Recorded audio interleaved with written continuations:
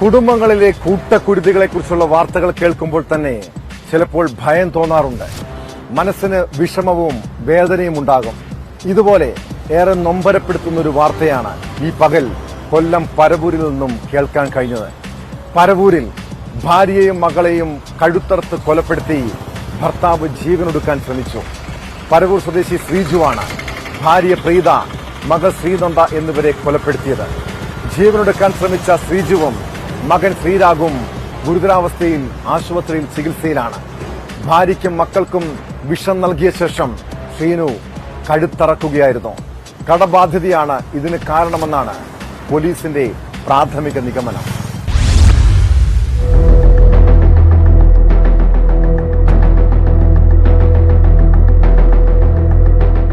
നാൽപ്പത്തിയാറുകാരനായ ശ്രീജുവാണ് 39കാരിയായ ഭാര്യ പ്രീത, 14കാരിയായ മകൾ ശ്രീനന്ദ എന്നിവരെ കൊലപ്പെടുത്തിയത്. ആക്രമണത്തിൽ ഗുരുതരമായി പരിക്കേറ്റ മകൻ ശ്രീരാഗിനെ കൊട്ടിയത്തെ സ്വകാര്യ ആശുപത്രിയിൽ പ്രവേശിപ്പിച്ചു. ജീവനൊടുക്കാൻ ശ്രമിച്ച ശ്രീജുവും തിരുവനന്തപുരം മെഡിക്കൽ കോളേജ് ആശുപത്രിയിൽ ചികിത്സയിലാണ്. പ്രീത കൈനരം പറഞ്ഞു ഇങ്ങനെ സീരിയസ് ആയിട്ട് കിടക്കുന്നെന്നാണ് പറഞ്ഞത്.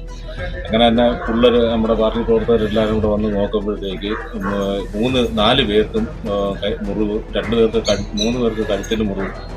ശ്രീജു എന്ന് പറഞ്ഞാൽ ഈ പ്രീതയുടെ ഭർത്താവിന് കയ്യിൽ മുറിവായിട്ട് നിൽക്കുകയായിരുന്നു. ശ്രീതുവും നമ്മുടെ പ്രീതയും പെങ്കൊച്ചും ഏകദേശം ചലനമില്ലാതെ കിടക്കുകയായിരുന്നു. അവരെ ആംബുലൻസിൽ നമ്മുടെ പാരിപ്പള്ളി മെഡിക്കൽ കോളേജിലോട്ട്, കൊല്ലം മെഡിക്കൽ കോളേജിലോട്ട് കൊണ്ടുപോയി. അത് കഴിഞ്ഞിട്ട് ശ്രീജുവിനെ പാരിപ്പള്ളിയിലോട്ട് ആട്ടയിൽ തന്നെ ആദ്യമേ കൊണ്ടുപോയി.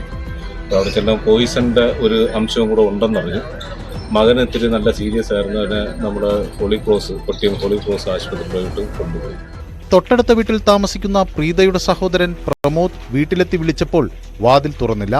ഇതോടെ സംശയം തോന്നി നാട്ടുകാരെ വിളിച്ചുകൂട്ടി വാതിൽ പൊളിച്ച് വീടിനുള്ളിൽ പ്രവേശിക്കുകയായിരുന്നു. പ്രീതയും ശ്രീനന്ദയും മരിച്ച നിലയിലും ശ്രീജുവിനെ കൈഞ്ഞരമ്പ് മുറിച്ച നിലയിലുമാണ് കണ്ടെത്തിയത്. ശ്രീജു, ശ്രീരാഗ് എന്നിവരെ ഉടൻ തന്നെ ആശുപത്രിയിലേക്ക് മാറ്റി. കടബാധ്യതയാണ് അതിക്രമത്തിലേക്ക് നയിച്ചത് എന്നാണ് പ്രാഥമിക നിഗമനം. ഇത് ഇന്നലെ ആത്മഹത്യക്ക് ശ്രമിച്ച അവരുടെ കടയാണിത്. ഒരു സന്തോഷമായിട്ട് ജീവിച്ച് പൊയ്ക്കൊണ്ടിരിക്കുകയായിരുന്നു. 8:30 മണിയാകുമ്പോൾ കട അടയ്ക്കും. ഒരു ഭാര്യ ഭർത്താവ് ഒരുമിച്ചാണ് വീട്ടിലോട്ട് പോകുന്നത്. എല്ലാമുള്ള നമ്മളറിയ വേറെ വിഷയങ്ങളൊന്നും ഇതിനകത്തില്ല. ഒരു സന്തോഷമായി ജീവിച്ചുകൊണ്ടിരിക്കുകയാണ്. വിദേശത്തായിരുന്ന ശ്രീജു നാട്ടിൽ വന്ന് നിർമ്മാണ മേഖലയിൽ ജോലി ചെയ്തു വരികയായിരുന്നു.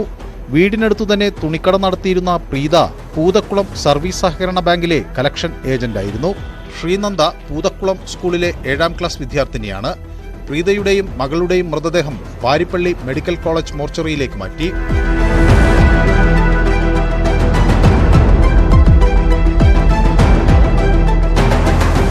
ന്യൂസ് 18 കൊട്ടാരക്കര.